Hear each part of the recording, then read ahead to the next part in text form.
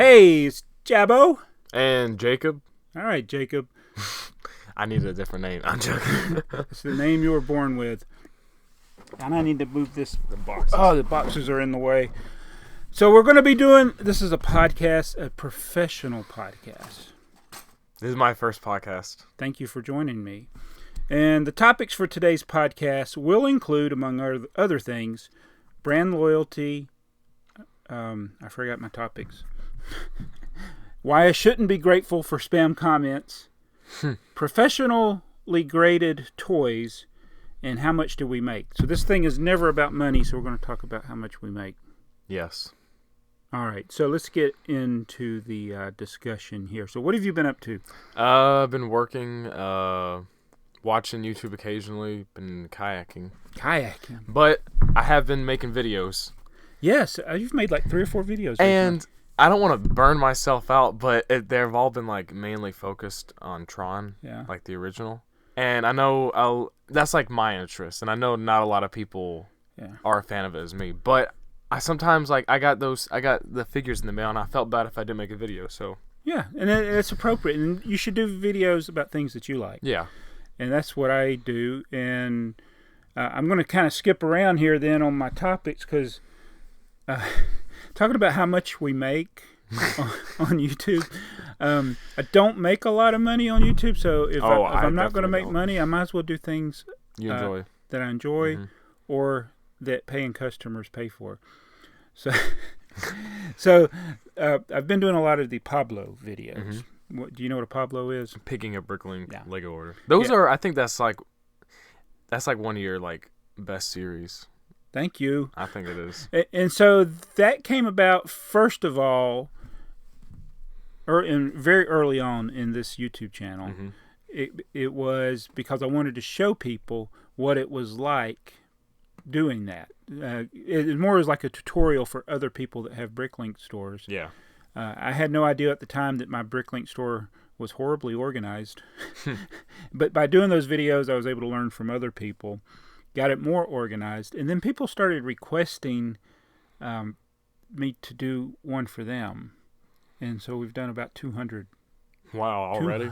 200 picking a Bricklink Lego orders. Videos, there's probably, and then some of these videos have multiple orders that I do. So that means this could double it if you wanted to. Almost. Possibly. Oh, like 350, you think, maybe?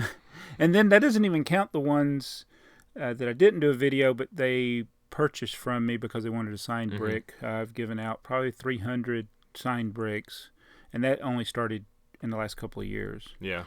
So anyway, not to harp on making money, but I feel like I'm one of those that I don't have like a hard sell when I do videos. Like when you watch my videos, it's not like hit the like button, subscribe. I mean, I do mention those things, but I'd always think it's not in every video, and then usually it's in passing or at the end of the video. Yeah. And there's nothing wrong with mentioning those things. But how do you feel when you're watching a video excuse me, and the whole video is a sell? I don't feel anything because I usually turn off the video. That's right. If they've 5 minutes into the video, it's just about how you can support them. It's like, I'm not interested. I mean, even if it's somebody I like, it's like, and I did something recently, and that is for the first time ever, I supported someone on Patreon. Ooh, who was it? Or do you want to tell? I did. I've already showed it. You didn't watch my video. I did not watch the video. You've seen the results of it, though. Oh, I know who it is. I know who it is. And honestly, I would support him too. Yeah. So Kevin Hinkle, who I think has been a valuable resource to the community, both as a Lego. Definitely. Yeah, both as a Lego employee and as now a fan of things in the community. Not necessarily Lego. No, just kidding. But he's created a lot of artwork for people for their channel banners, channel avatars. He even made one for me that I used for a little while. He does his streams where he does artwork, and there's a lot of interaction there. And I was like, he has really good rewards on his Patreon tier. And so the Bill and Ted thing that I got, I was very happy That was awesome. I love that. That was really good. Yeah. So I think it's worth it to me. And this is not to hate on anybody for supporting anyone on Patreon. You support who you want to support. And that's, to me, that was the first one that I said, you know what, I am going to support him. And there's other ones that I've thought about, like Create Unknown, but I don't necessarily, the reason I don't support Create Unknown on Patreon, even though I do like Kevin from Vsauce thing, I don't like some of the guest hosts that they have, or not guest hosts, but the people they interview. There's probably only 1 out of 3 of their interviews I have any interest in, because they get into a lot of the video game stuff, which I'm not into. Yeah. But that's completely fine. It's like they should do the content that they want to do.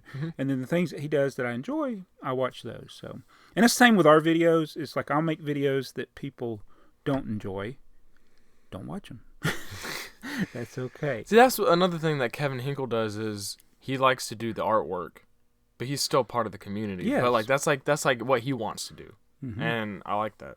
Yeah, and he's a very good artist. It amazes me how fast he can draw those things. So I was going to talk about then how much I make on YouTube. I've never really talked about that.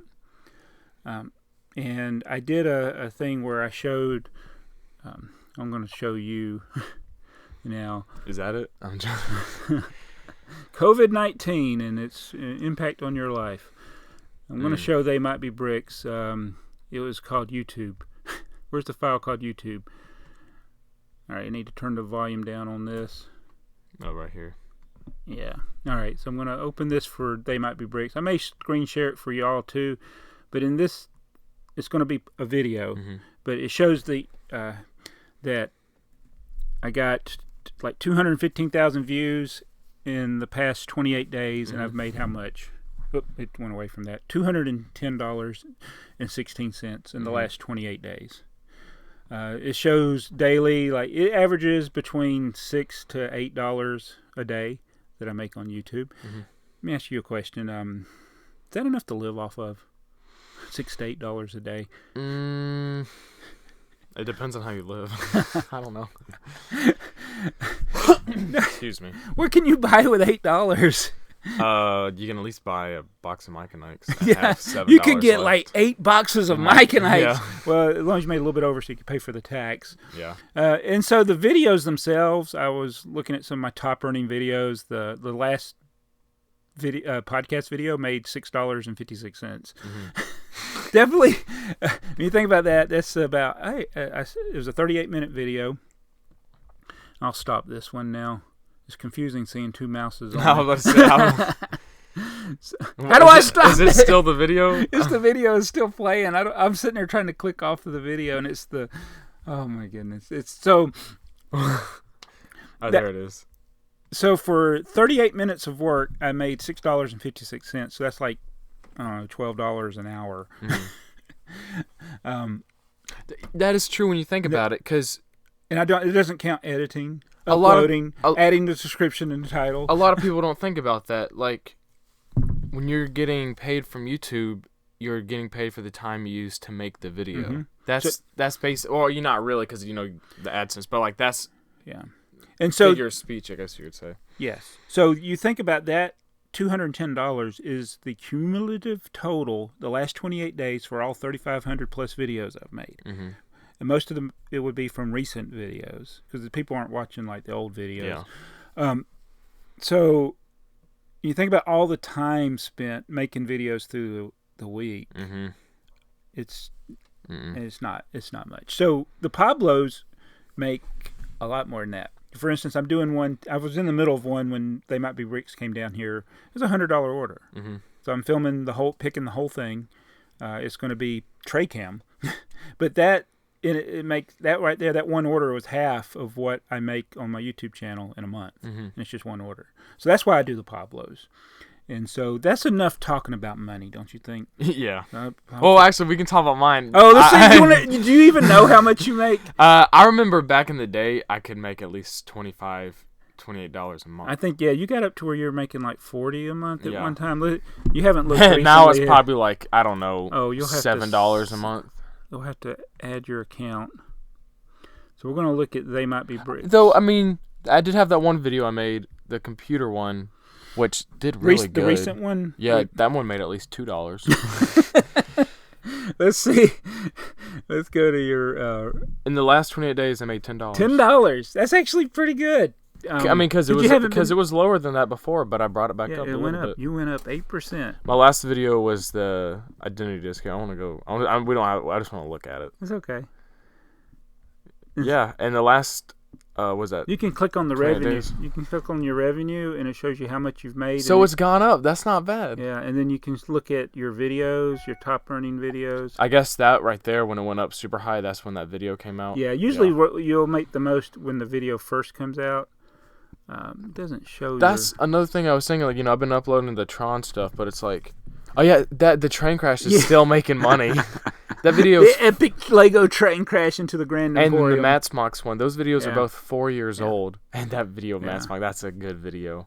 Yeah. So back in the day when I thought YouTube could be a career for me, I realized that all of the revenue, like 90% of the revenue, was coming from less than 10 of the videos. Yeah. So all those Thomas the Tank Engine videos were just making sick amounts, and the stuff that I put my heart and soul in doesn't. But that's why we do the Pablo. So that I wanted to discuss that. Man, we're like 12 minutes into this video or something. We've been talking about. I want to stop talking about money. Let's talk about spam comments. So I did the community post. Did you see my community post where I got frustrated? I don't think I did. All right. So basically, sometimes YouTube, doesn't promote like all. And I don't expect you to watch my videos, but necessarily. I want, but like you talking about like a post you wrote on YouTube. There's a community post. Sometimes on YouTube. They don't get promoted from me. I only see like one or two from all those people I'm subscribed to. I don't know. So the gist of it is, I posted it because I had a 22-minute video, and in less than 120 seconds of me posting that video, it was scheduled to go upload at 7:46, and before 7:48 a.m., I had 6 to 8 comments, and they were all like, "First, great video." There was a longer one. I don't even remember because I started delete. I just delete. You didn't watch, and normally I don't do that, but it just struck me that day because I had put so much time into the video. I don't care if you don't watch the video, but don't not watch it and comment on it. And so one of the comments I've got on my post complaining about that, I got multiple comments saying, you should be grateful that your fans took the time to comment on your video. Why should I not be grateful? Because they didn't take the time to watch the video. Nope. And so, why? And you don't owe me anything, the viewer. I don't owe you anything. So it's like, I watch these big channels that get all the super chats, like they're doing a live stream. They'll get just like hundreds. You can't even keep up with them. They don't even acknowledge them sometimes. So I know sometimes you'll see sometimes people get frustrated because they left a super chat and they didn't get acknowledged, and it's like, well, first of all, it's probably impossible for them to acknowledge everybody. That's the thing. You gotta be aware of how the video is going to be, because if it's someone, like, this is just an example. Let's say someone's like in a match, like in a video game, and they're focused on that, and they're getting a bunch of super chats. Like, why aren't you looking at my comment? It's like, how are they gonna? Yeah. They're in the middle of something. But like, whenever I have sent a super chat, it's usually someone that's doing something, and then they look at the comments. Yeah. And I have learned, and it's because it comes naturally to me, is I know how to word things in a way, like if I'm in a video, a live stream, my comments usually get commented on. Oh, yeah? Because they're relevant to the discussion, and I try to make them funny. Oh, like when you're watching a live stream. When I'm watching a live stream, so without even doing a super chat, you can say things. That's true. And you want to be involved in the discussion, but you're like, if the comment's like, oh, shout me out. Yeah, no. No. It's my birthday. No. I don't care. That's true. That's because you got to be relevant to what the video's about, because the creator's making that video for a reason. Right. And so if you get involved in the discussion, it's going to get commented on. And super chats are not a guarantee that your comment will be read. And I think about, I said this to somebody the other day, it's like, I reserve the right to block you, even if you leave a super chat, if you say something that's inappropriate. So that's another, yeah, you're right. Yeah, so just because somebody comments on a video doesn't mean their comment has the right to stay on my video. And people say, whoa, you have free speech, or you're deleting negative commentary on your video. And I'm like, no, I don't have a problem with criticism. I don't have a comment with problem with people commenting about things I did wrong.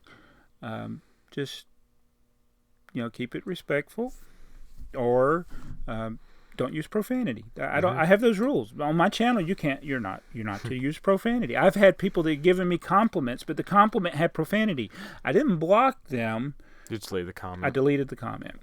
All right. So the next topic we're going to talk about is brand loyalty, and I would like people to perhaps to kind of get an idea of what I'm talking about. There's a video by Retroblasting, which was about why fandoms are turning on their own.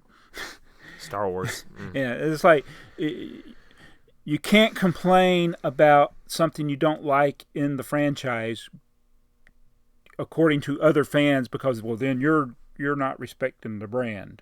What do you think about that? I mean, you like what you like. That's you don't just He gave the example of back in the day when what was Return of the Jedi. When Return of the Jedi came out, nobody complained if you said you didn't like Ewoks. But now, if you complain about any of the recent movies, then you're not like a true fan, or you don't have or the movies flop because of the fan. So, what does the brand owe you? Nothing. What do you owe the brand? Nothing. That's right. And even for employees of a company. And so I recommend that you go and watch Forever Sorting with Kevin Hinkle on Bricksmith's channel. When they did the layoffs at Lego, it was much like the movie The Office Space. It's like they hired an outside firm to come in and decide who to lay off, and then they didn't even interview any of the people they were laying off. They just one by one executed them.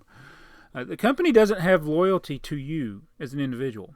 As another person mentioned, I think it was Ken Marlowe Bricks mentioned in the comments, is you're not an asset, you're an expense. Yeah. So, do you like Lego? I do like Lego. Right. I like Lego. I think Lego is a quality company. I think they got a great product.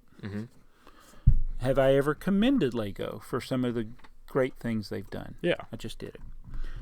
Has Lego done stuff that's the company that I didn't like? All the time. All the time. And okay, one of my biggest problems I have with the Lego group right now, I don't know if you know what it is, because you don't use it. Bricklink? No.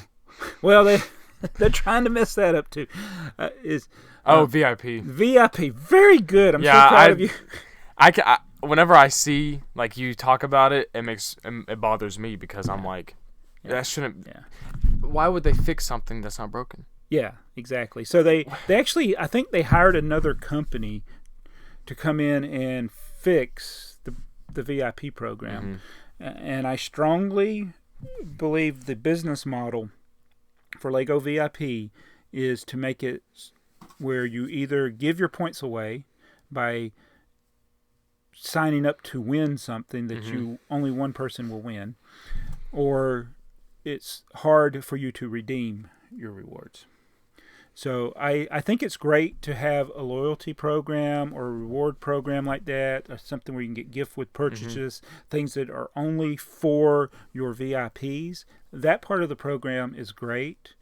The website's horrible. See, has Lego ever done something where they give a survey out to the customers? Yes, they have.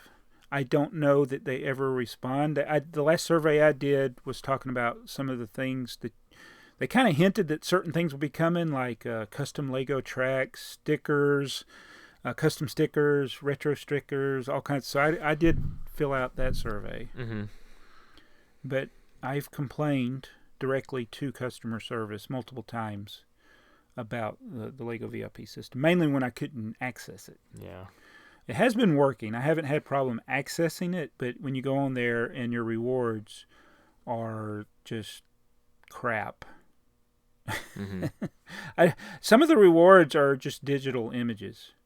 Like, thank you. I think the mentality for that, for the digital images, is they want somebody to come in there and buy the cheapest item in the store, get a reward, and they can actually redeem it. Mm-hmm. So you go in there and you spend $5, you can come home and download a digital photograph of something. Mm-hmm. That's the mentality from that. So, and it's fine to have those types of rewards, I guess. Just the other stuff is just painful, and then the what do you call it? Jumping through hoops just to redeem your rewards is crazy. But that ties into my next thing. Which, have you seen the most recent VIP reward? It's a contest to enter. Like, only one person gets it. They've done 3 now. Oh, was it? I remember you posting something about it. All right, so they did the Maz Kanata. You remember that one? Yeah. And it was... we were like, oh, signed by the stunt double. Yeah.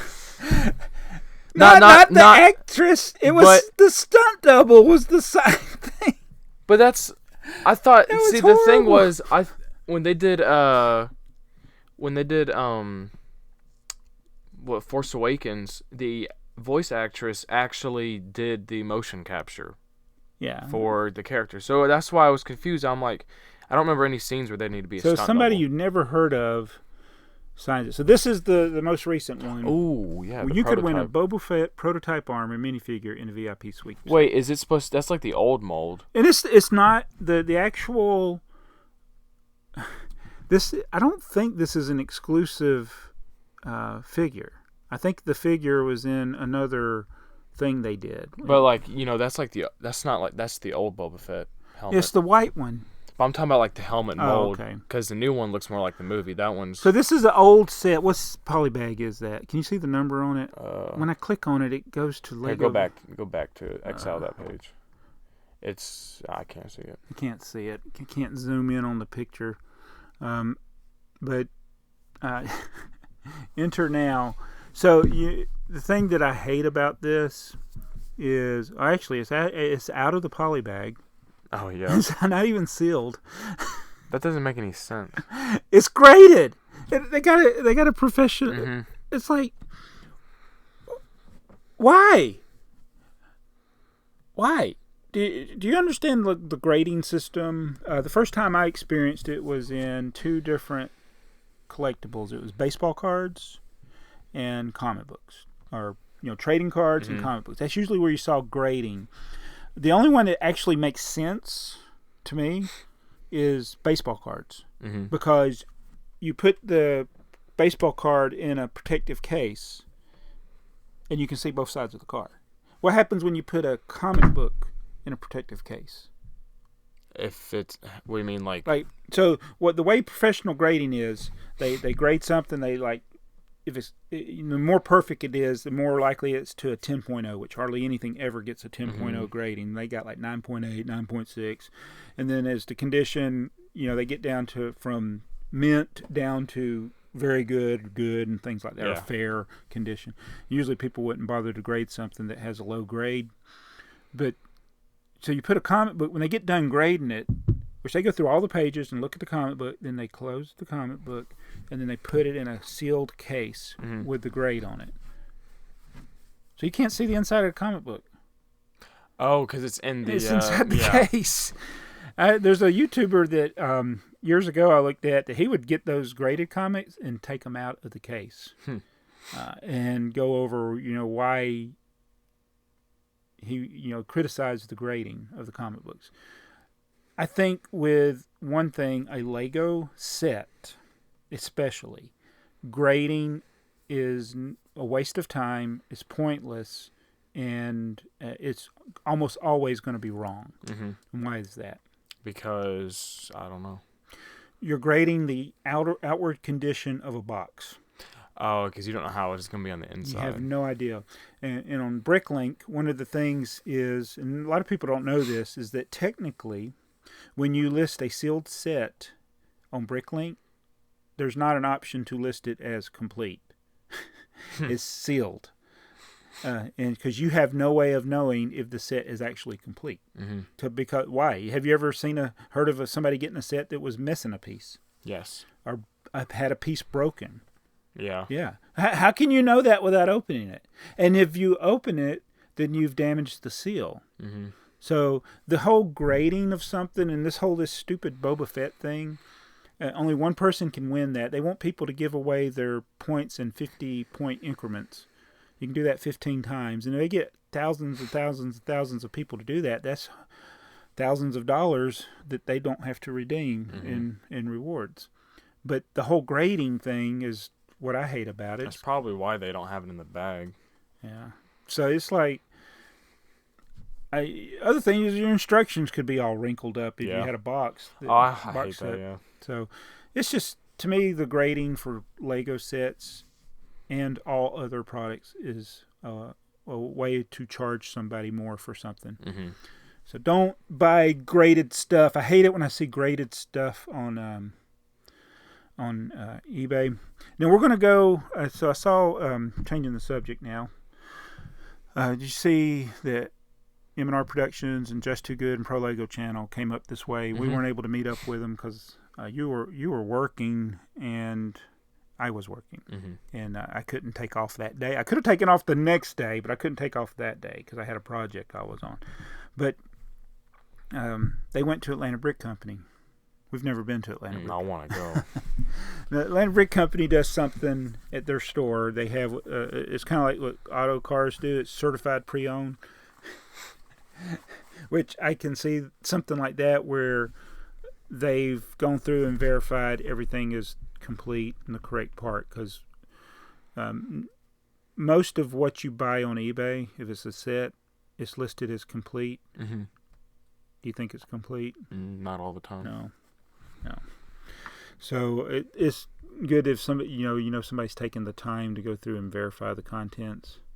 But you want to talk about some other things, They Might Be Bricks? What else do we want to talk about? I was just thinking about this when we were talking about sealed stuff. It was like one of the things I that kind of I don't really understand is like, like when you would go to the vendors, they'd have, oh, look at this set, it's sealed, but it's not sealed in the box. It's sealed in the bags. Oh my goodness! And I don't know. Open but bag sealed. Bag sealed, yeah. So would that count as being sealed? No. See, that's what I see on eBay all the time. In fact, we could probably do a video just searching the term Lego MISB. Do you know what MISB stands for?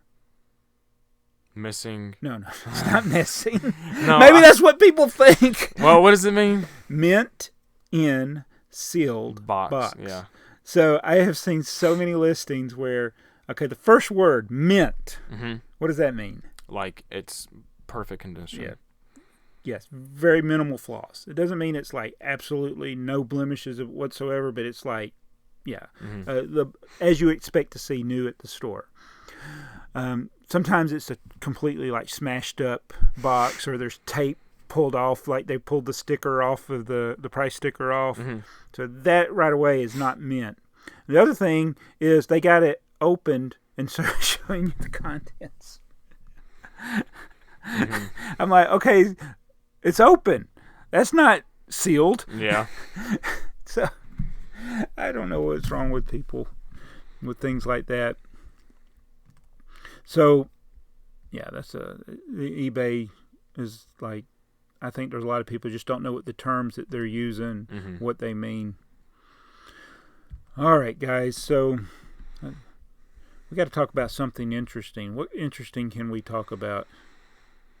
I don't know.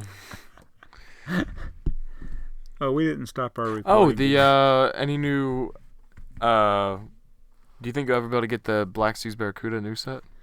Yes. The Buccaneer Bay? So I do collect all of the Lego Idea sets. Lego has the problem, and it's not necessarily their fault, but with the factory in Mexico being shut down because of coronavirus, they've not been able to bring in new stock here in North America to the stores. I don't know what it's like. It could be the same thing in Europe, but the European factories, as far as I understand, are still open. Mm-hmm. But I checked my store because there were some sets I wanted to get, and they're out of stock over there at Sugarloaf Mills as well. But yeah, I'll definitely get the Pirates of Barracuda Bay. Mm-hmm. Did I call it Black Seas Barracuda? That's what I called it. Pirates of Barracuda Bay. I want to get that one. We have all of the idea sets except for whatever's most recent and Ghostbusters. I don't have that one. Did you get the Adventure Time one? Yes, I have the Adventure Time. It's actually going up in value right now. It's because I think there's some with the show. I don't know. Yeah. So I have, and I don't have.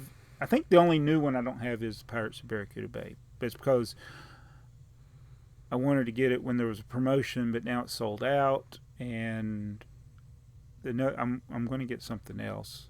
And I got something else on order that we're waiting on. But they got a lot of things that you can't get right now. I like that question right there. The first clock right Clockriker? Mm-hmm. You want to read it? Yeah. Do you think the Monkey Kid theme will be a one-hit wonder, or do you think it will share the same fate as Nexo Knights or Chima when the second wave comes out? I think that theme is going to be like those sets that Lego keeps making, but they're always in stock at stores. Like, you go to the stores, you see Chima, or not Chima, Ninjago. But Ninjago's pretty popular. But it's not like everyone's, I don't know. It's hard to describe. Like, you don't see it being bought as much. Some people, the people that I've seen that like it, they really like it. And they're really into it. They're very bright and colorful sets. They got interesting characters. The Overwatch sets. I mean, that's what it's a niche. Like, I mean, niche. I feel like most Overwatch fans don't really care for the sets. They think it's cool that Lego released it, but it's not really something that they would be into. And I think it's mostly Lego collectors getting it, like those sets. I don't know. That's just, I don't know. So I think the Monkey Kid, I'm always for Lego making new themes. I'm not interested in it personally. I haven't gone into a deep dive of looking at things, but it's I guess it's an original property. I don't even know if it's based off of something from China or if it's just something that Lego created. I know that the cartoon is in anime, which is Japanese art, like Speed Racer. That's like, well, I wish they had made like One Punch Man or something. Yeah. So I don't know. I don't think that it will be as popular as Ninjago, but that also depends on how well people like the show. I think if people like the show, then you'll have a lot of parents buying the sets for their kids. But it is one theme that, unlike Ryan and Justin, I wasn't willing to do a Smoking the Bandit road trip to go get it. Yeah. I mean, I live an hour from the store. 1 hour. We could be there to get them. And we did. Even after the fact, I'm like, no, I'm not interested in getting it. All right, let's look at another question, and it's from Comment 72. It says, "What's the largest order you ever had to pick?" One time I picked my nose. So I did a order the other day, which was the oddest order I ever picked. Was 153 lots, 153 pieces. None of the drawers that those lots were picked in had more than one piece in them. He cleared out all my most of my one-piece lots. So I'm going to download all of my orders for all time. Let's go up here to 2,000. And how big do you think my biggest order is? I guess it'd be the most pieces. Well, I don't know. I mean, all right, let's look here. We got the dollar amount and the piece, number of lots, number of unique items. So you look to see which number is biggest there. I'll look to see which number is biggest here. So there's one for 1,400 pieces.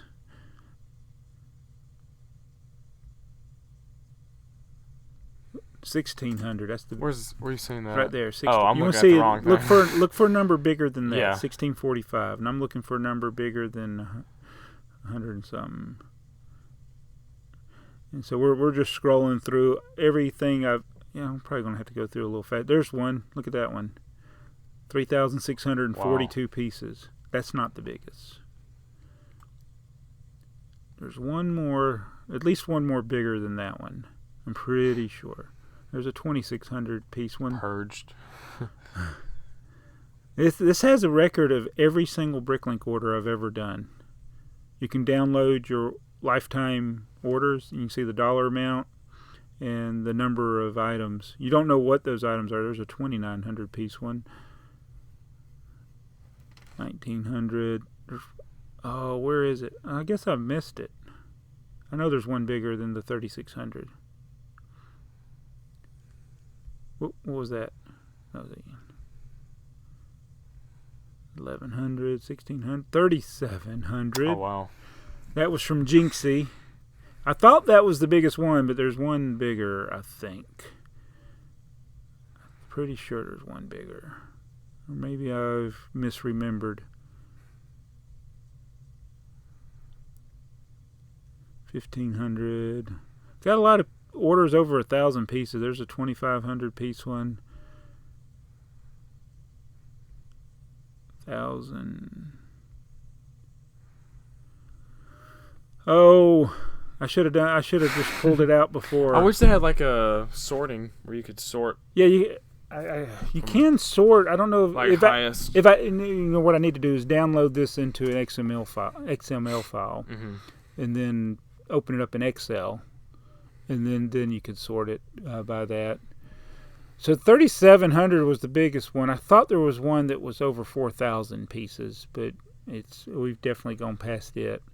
And the biggest order I ever had, the most expensive order I ever had, was close to $900. Wow. Which was probably the Eiffel Tower. Oh, yeah. It's either Eiffel Tower or Grand Carousel. I can't remember what I sold those for. But anyway, so yeah, that was the biggest lot. You hear something crazy? Yeah. Next year, Smallville will be 20 years old. What? Mm-hmm. Man. That's weird to think about. I miss Lois.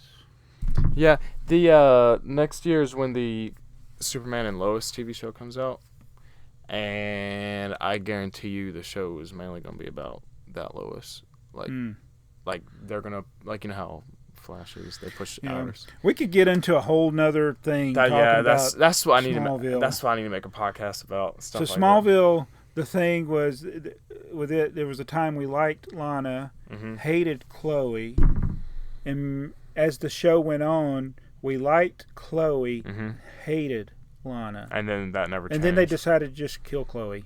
Yeah, didn't they kill her off for the show? They killed her like twice. No, like at the when it was over for good, was she still alive? Mm-hmm.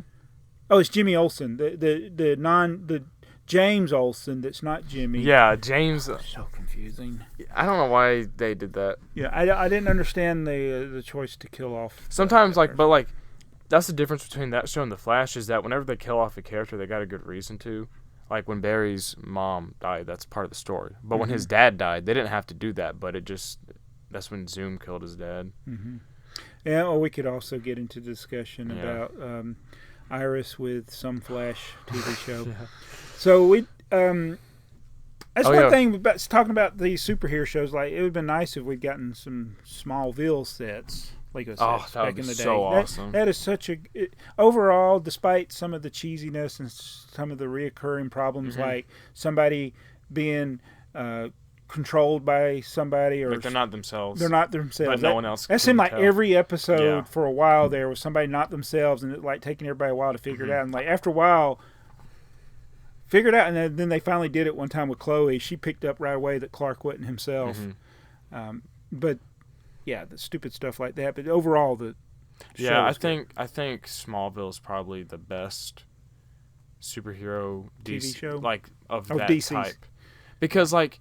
When you think about it, it took him. It was realistic on, him growing into becoming a vigilante, then Superman. Like they didn't just like first season, second episode, he just jumped right into being a superhero. Yeah, and he had problems and things he had to learn, and so the show was good. But it goes back to my kind of thing about when we were talking about being loyal to a brand or to a company that makes a show. It's like there were a lot of times we got frustrated with that show. But overall, we still like the show. Yeah, but but I don't know how I feel about Flash now after that. Flash hit. We watched this last episode of Flash. That's so awful. So mad. The first 2 seasons, I don't know. We had a couple of moments, even in this recent times, that we were just so excited. Like when they did the Flash Gordon that was thing. Awesome. That was just epic and awesome. And then they had 90s Flash come back. Yes. Though, but it's like, I don't know how they're gonna top stuff like that. No. Yeah, And so then it ties it back into another topic we talked about. Kevin Hinkle. You saw the 90s Flash. That was awesome. I love that. And that's why we like Kevin Hinkle. Yeah. And that's why we need a triumphant video. And that's why we need Eddie Van Halen on guitar. Anyway, I want to thank everybody for watching this episode. They Might Be Bricks. Where can we find you? We can find me on Instagram and YouTube. They Might Be Bricks. They Might Be Bricks. Your name is Jacob. Who would have known? You know, there's a commenter on my channel sometimes, and on BrickTsar, his name is Jacob Olson. I was like, the first time I saw it, I was like, that's not. And then he would say the stuff he would say. I'm like, okay, Jacob, he doesn't talk like that. Yeah. That's funny. So check out. He's actually started to make a few videos lately, Tron related in particular, and we should do more of the technology related videos. Yeah, that video did really good. I think somehow like the audience I was trying to target with that, it went like YouTube promoted it to them perfectly. Oh, good. Also, you hear something funny? Someone was like, I hated this video because it wasn't a tutorial. It was all the in-between stuff of you. But like, I commented, I'm like, this is what I commented back. I said, I did not film a tutorial. I filmed, and then I put the title. Experience. I put the title of the video in the comment. Installing an optical/CD drive on a gaming PC, because that's what I did. Yeah. I didn't film a tutorial. Yeah, and then our videos, it's always about what we're doing. That's why I don't do reviews a lot, and I still want to show people like old Lego sets and things, and I'll get back to doing that, but reviews are boring. Tutorials are boring. Make it interesting. And I'd rather hear people discussing things. Like, I know a lot of times some of the stuff that I tend to watch or listen to are things that I can listen to while I'm driving down the road. I don't have to necessarily see the images. I like when people have banter and funny, but that's why I like listening to podcasts. I'll go back and look at some of my old not tutorials, but my old Lego reviews. It's just like painful to watch. I know. But if I just made it funny, the ones that are funny, where I do funny things, or we put the A-Team van in the tutorial, or the video. I keep saying tutorial.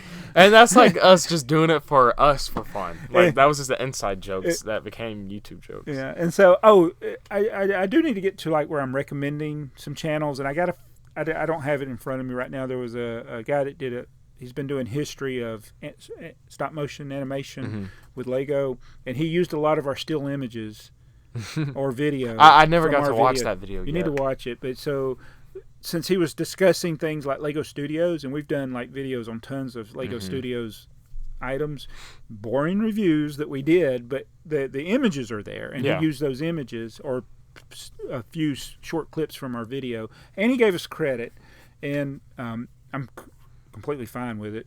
Oh yeah. But I like that sometimes things that I've put out there on the internet actually get used. I've seen my content being used in list videos. I've seen it on Lego's own designer unintentionally videos. But intentionally. It's like, that just makes my day. When your figure was in that was, you can't top that. The Octane station. And you see BrickTsar sitting there. That's the highlight of my YouTube career. That was awesome. It's sad too that I just said that. But anyway, thanks everybody for watching this jam bat that didn't really necessarily have much of a bat, but it was a jam. It was jam-packed with fun information, I hope, for you. And I hope the video didn't stop on my phone. I mean, if it does, at least we got all the audio. We got the audio. As long as I don't forget to save it. But I want to make a podcast, too, about stuff. You should do that. I want to do some, but, like, have, like, some other people, like, like the friends I have that like know nothing about my YouTube channel. Oh, just have them come in and we just talk about stuff. That'd be cool. I like it when I hear people talk about stuff that they don't know that I know well. Mm-hmm. Yeah, that's true. Like sometimes when I was in middle school, like that age, I'd be like, "Oh yeah, let me tell you all this and all this." But now I'm just like, oh, and as we parting ways here, as we're leaving, one thing is, and I have to watch myself too with the comments. You get a lot of people that are new to your channel, new to YouTube maybe even, and they don't necessarily know everything about Lego. I don't know everything about Lego, but sometimes you'll get those questions that come across as dumb questions, but it's people coming from, oh, I've never seen this before. I don't know what to ask. And I get a lot of those like, where do you get those drawers? Where can I buy this set? I love it when I get the question, where can I buy this set? And it's something that came out in 1973. And the answer of where you can buy it is like eBay. Yeah. Bricklink. But I got to settle down and not get upset when people ask those questions because they're coming from a place, oh, I just discovered this video, this thing, I want to get that. Where did you get it? Because I've been in that situation before where I discover a community and I comment on something. And you start getting attacked. And then I realize, I'm like, wait, there's probably been millions of other people that said the same thing. Yeah. So don't attack the noobs, the newbies, the new ones to your content. It's like when you go to a Lego convention, you're going to get you're showing your mock setup and people come around like, how many pieces is that? How long did it take you to build it? How much did it cost? Is that Lego? Is that a Lego set? Why did you do this? I mean, you're going to get all kinds of... Why did you do this? That's my favorite one. Maybe that's what people ask for my stuff. Why did you do this? What is wrong with you? That is my... I've seen people ask people that, like, why did you build this? I don't know. Yeah, my brother, your uncle, was talking yesterday because he does art. He's got a channel that talks about painting in particular. And he was talking about how artists will get offended because somebody asked them how long it take to paint something. He was like, 30 years and 3 hours. But he was like, why you shouldn't respond like that? Like, there's people that don't know anything about art, and they're asking you a question. They're taking an interest in your art. Don't get offended because they don't know. I mean, yes, I think intellectually people do understand that you got to learn a craft in order to do it. But don't criticize them for asking those questions that you feel are dumb questions. So I got to stop doing that because I get a lot of dumb questions. Anyway, that's it. That's for the video. I'm going to go now. Be sure to check out TheyMightBeBricks. TheyMightBeBricks. And how do we end your video? Thanks for watching, guys, and I'll see you in the next one. Mystery Machine.